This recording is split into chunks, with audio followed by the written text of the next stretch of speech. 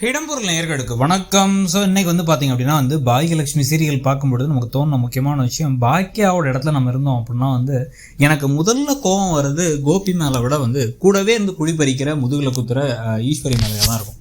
அதாவது ஈஸ்வரி அந்த சொல்லுவாங்க, என்னுடைய லாயல்ட்டி, அதாவது நான் யாருக்கு விசுவாசமாக இருக்கேன் அப்படின்னா என்ன நடந்தாலும் ஏது நடந்தாலும் என் பிள்ளைக்கு தான் விசுவாசமாக இருக்கேன், என் பிள்ளை தான் முதல்ல அப்படிங்கிறல அவங்க தெளிவாக இருக்காங்க.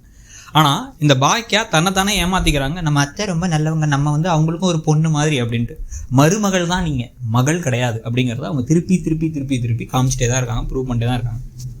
இன்றைக்கி இப்போ அவசர அவசரமாக கோபி கால் பண்ணி இப்படி எனக்கு செஃப் வரல, என்ன பண்ணுறதுன்னு தெரில அப்படின்னு சொன்ன உடனே ராமமூர்த்திகிட்ட சொல்லிட்டு அவசர அவசரமாக அங்கே கிளம்பி போகிறாங்க. இவர் அப்படியே எங்கள் அம்மா வந்துடுவாங்க, எங்கள் அம்மா உட்காந்துருக்காரு. இந்த அளவுக்கு ஒரு தண்டமாக ஒரு பிஸ்னஸ் மேனாக இந்த அளவுக்கு மட்டமாக நம்ம பார்த்ததே இல்லை 30 வருஷம் ஆகிடுச்சுங்கிறாங்க. இதில் வேறு இதுக்கு முன்னாடி பார்த்திங்க அப்படின்னா கோபிநாத் அவர்களை அவ்வளோ கெத்தாக காமிச்சதுக்கும் இப்போ தலைகீழாக்கினதுக்கும் பார்த்தா நமக்கே ஆச்சரியமாக இருக்குது. ஸோ இப்போ அவர் கூட்டம் காமிக்க இங்கே இவங்க என்னாச்சு ஏதாச்சுன்னு உள்ளார போய் விசாரிச்சா இவர் ஒரு லிஸ்ட்டே போடுறாரு. 200 எலுமிச்சை சாதம், 100 பிரியாணி, 150 தயிர் சாதம் அப்படின்னு என்னென்னமோ சொல்கிறாரு. இது எல்லாமே வேணும், இன்னும் 2 மணி நேரத்தில் வேணுங்கிறாரு. ஏதாச்சும் பண்ணுங்கவா, நீங்கள் எல்லாம் சமைப்பீங்களாங்கிறாரு. இத்தனை பேருக்குலாம் சமைக்க எனக்கு எங்கடா தெரியும், நான் 4 பேருக்கு சமைப்பேன்டா, அதுக்கே பல நாள் ஆச்சுரா, அதெல்லாம் கல்யாணத்துக்கு முன்னாடி சமைச்சதுரா அப்படின்ட்டு அவங்க புலம்பிகிட்டு இருக்காங்க. இப்போ என்ன பண்ணுறதுன்னு தெரியல, யோசிக்கலான்னு வெளில உட்காந்து தலையை பிடிச்சிட்டு யோசிக்கிறாங்க. அப்படியே தலையை பிச்சுக்கிட்டு இருக்காங்க. யோசிச்சு ஏதோ பெருசாக பிளான் பண்ண போகிறாங்க போல் அப்படின்னு நம்ம நினச்சிக்கிட்டு இருந்தா கடைசியில் இவர் என்ன சொல்கிறாருன்னா புலம்புறாரு. 10,000 பேருக்கு 5,000 பேருக்கு பாக்கியா சமைக்கிறா, 1000 பேருக்கு டப்பா அனுப்புறதுக்குள்ளேயே எனக்கு விடிஞ்சிரும் போல், இப்படியே ஆயிடுச்சே நிலமை அப்படின்னு சொல்லும் பொழுதே இவங்களுக்கு டக்குன்னு தோணுது, ஓ இது ஒரு நல்ல ஐடியாவாக இருக்கே அப்படின்னு டக்குன்னு என்ன பண்ணுறாங்க, பாக்கியா அப்படின்னு பாக்கியாவுக்கு கால் பண்ணுறாங்க. நான் இது வரேன் அப்படின்னு தனியாக போயிட்டு பாக்கியாவுக்கு கால் பண்ணி பாக்கியா கிட்ட என்ன சொல்கிறாங்க அப்படின்னா ஒரு தெரிஞ்ச ஒருத்தங்க சமையல் கான்ட்ராக்ட் எடுத்திருக்காங்க விசேஷத்துக்கு. ஆனால் அவங்களால கரெக்டாக பண்ண முடியல, அந்த கான்ட்ராக்ட்காரவங்க கொடுக்காம விட்டாங்க போல், ஏதோ பிரச்சனை ஆகிடுச்சு, இவங்க ரொம்ப கஷ்டப்படுறாங்க, உடனடியாக எனக்கு இத்தனை சாப்பாடு வேணும், எல்லாமே கலவை சாதம் தான், நீ சீக்கிரமாக சரி ரெடி பண்ணி கொடுத்துடலாம் அப்படிங்கிறாங்க. அதுவும் உங்கள் பையனே அந்த மாதிரி பிஸ்னஸ் தானே பண்ணுறாரு, அவர்கிட்ட கொடுக்க வேண்டியதான், நான் ஹோட்டலில் நடத்துகிறேன் அப்படின்னு. உடனே இல்லை அவனுக்கு நிறைய ஆர்டராக குமிஞ்சிருக்கு, அவனால் அது பண்ண முடியலங்கிறாங்க. வெக்கம் மானம் அப்படிங்கிறலாம் கொஞ்சம் கூட கிடையாது, பொய். அப்படியே என் பிள்ளையை காப்பாற்றினா என்ன வேணாலும் பொய் சொல்லுவேன் அப்படிங்கிறவரை அம்மா, இந்த அம்மாவால் தான் கோபிநாத் இன்னமும் நாளுக்கு நாள் கேவலமாகவும் இருக்கார், இன்னமும் கேவலமாக நடந்துக்கிறாருங்கிறதுக்கு முக்கியமான காரணமே இவங்க தான்.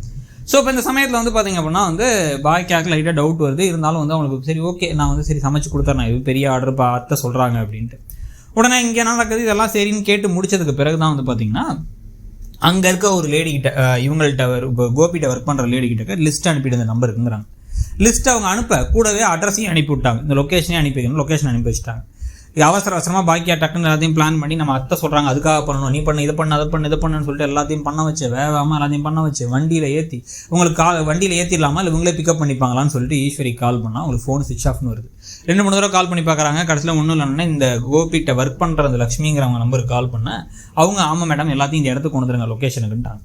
உடனே சரி ஓகே இவங்களே வண்டியும் அரேஞ்ச் பண்ணி நேராக கிளம்பி வந்துட்டு இருக்காங்க. இங்கே ஒரு சாப்பாடு வரலையா, என்னாச்சுன்னு தெரியலையே, இவ்வளோ போச்சு, கான்ட்ராக்டை கேன்சல் பண்ண போகிறாங்க, பிஸ்னஸ் ஆரம்பிச்சு 4 நாள் தான் ஆச்சுன்னு புலம்பிகிட்டு இருக்காரு. புலம்பிக்கிட்டே இருக்கும் பொழுதே ஈஸ்வரி பார்த்தா அவங்க ஃபோன் ஸ்விட்ச் ஆஃப் ஆயிருக்குன்னு தெரியுது. ஐயோ அப்படின்ட்டு 2 பேரை பிடிச்சி கோபிகிட்ட சொன்னால் கோபி ஒத்துக்க மாட்டான் அவங்கள்ட்ட வாங்கினதுக்கு, அதனால் நீங்களே போய் பிக்கப் பண்ணிட்டு வாங்கன்னு சொல்லிட்டு வேறு 2 பேரை அனுப்பிவிடுறாங்க. அனுப்பிவிட்டு அதுக்கு வண்டி அரேஞ்ச் பண்ணலான்னு சொல்லிட்டு அவங்க திட்டங்கள் போட்டுட்டு இருக்கும் போதே வண்டி வாசலில் நிற்குது. எப்படிடா வண்டி நிற்குது அப்படின்னு பார்த்தா அதுலேருந்து பாக்கியா இறங்கி வராங்க. யாரா நம்ம பேரில் கடன் நடத்துறா, அது ஈஸ்வரி கிச்சன்ட்டு அப்படின்னு செல்வி வேற கேட்க அவங்க பார்த்தா இவங்க 2 பேருக்கு அதை பார்த்து ஷாக் ஆகுறாங்க, அவங்களும் இவங்கள பார்த்து ஷாக் ஆகுறாங்க.